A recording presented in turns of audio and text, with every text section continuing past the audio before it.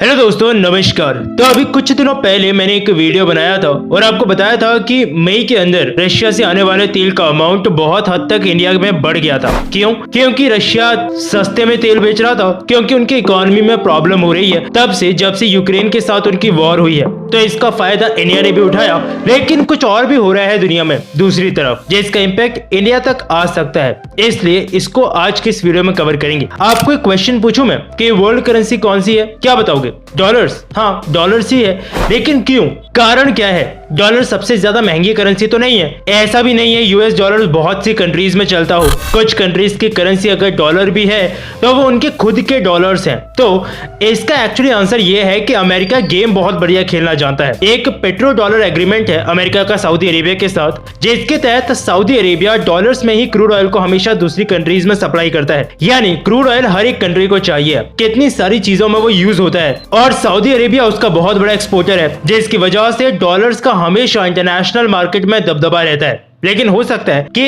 इसमें फ्यूचर में इशू आ जाए। अमेरिका के तेवर जो सऊदी अरेबिया को लेकर के हैं पिछले कुछ समय से, रिलेशंस अच्छे नहीं है। अमेरिका ने सऊदी अरेबिया को लेकर के काफी ऊटपटांग बातें भी की है पिछले कुछ समय में, और सऊदी अरेबिया को इस पे गुस्सा है, क्योंकि उनको ये पता है कि कई दशकों से डॉलर्स को इतना मजबूत बनाने के पीछे वो लोग भी रिस्पॉन्सिबल है। और अगर सऊदी बाकी करेंसीज में भी क्रूड ऑयल को सप्लाई करना शुरू कर देता है तो ये चीज अमेरिका की इकोनॉमी पे एक बहुत बड़ी चोट मारेगी, क्योंकि अमेरिकन डॉलर्स को इतना इंपॉर्टेंस देने का कारण ही यही है कि एक बहुत ही इंपॉर्टेंट रिसोर्स क्रूड ऑयल को इसके थ्रू परचेज किया जा सकता है। लेकिन मैं ये बातें क्यों डिस्कस कर रहा हूँ? क्योंकि सऊदी का प्लान बन रहा है कि ये लोग क्रूड ऑयल के प्रोडक्शन को थोड़ा कम करेंगे, जैसे मार्केट में इसकी थोड़ी प्राइस बढ़ेगी और ये ज्यादा से ज्यादा प्रॉफिट कमा सकेंगे। लेकिन ऐसा क्यों? क्योंकि रशिया यूक्रेन वॉर के बाद से यूरोप जितना हो सकता है रशिया से क्रूड ऑयल खरीदने से बच रहा है। बाकी तो वैसे जब पुतिन भाई साहब ने थोड़े समय पहले लाठी चलाई थी तो यूरोप को सिर्फ खरीदना ही नहीं पड़ा रशिया से क्रूड ऑयल, बल्कि रशियन करेंसी रूबल में खरीदना पड़ा।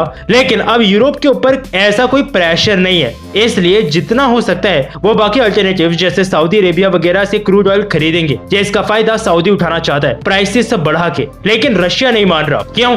क्योंकि रशियन इकोनॉमी इस हालत में नहीं है कि क्रूड ऑयल के प्राइसेस बढ़ाना वो अफोर्ड कर सके। इंडिया या बाकी कुछ कंट्रीज जो क्रूड ऑयल खरीद रही है रशिया से, वो इसीलिए खरीद रही है क्योंकि रशिया सस्ता दे रहा है सबसे। अगर वो प्राइसेस बढ़ाता है तो ये पैरों पे कुल्हाड़ी मारने वाली बात हो जाएगी अपनी इकोनॉमी के लिए। तो यहाँ पे अब तीन लोग फंस रहे हैं, अमेरिका, सऊदी और रशिया। इंडिया पे इसका कोई डायरेक्ट इफेक्ट नहीं आएगा शायद, क्योंकि इंडिया ने ऑलरेडी वो स्टेप्स लेना शुरू कर दिए हैं जो हम ले सकते थे। रशिया से सस्ते में तेल खरीद रहे हैं, डॉलर्स पे डिपेंडेंसी कम करने के लिए रुपये में ट्रेड भी शुरू कर दिया है कई कंट्रीज से। लेकिन अगले कुछ समय में शायद काफी कुछ हो सकता है। इंडिया को डायरेक्टली कोई नुकसान नहीं होगा आई गेस, लेकिन शायद कुछ फायदा हमें मिले इस मारामारी का, जैसे रशिया यूक्रेन वॉर के समय भी इतना सस्ते में क्रूड ऑयल मिल गया था वैसे ही। लेकिन क्योंकि अमेरिका इन्वॉल्व है, फिर से मैं जाते वक्त यही बोलूंगा कि चाइना के सामान का और अमेरिका की जुबान का कभी भी यकीन नहीं करना चाहिए। बाकी आपको कुछ कहना हो नीचे कमेंट सेक्शन में लिख दीजिएगा। मिलूंगा फिर से एक नई वीडियो में नई अपडेट के साथ। जय हिंद।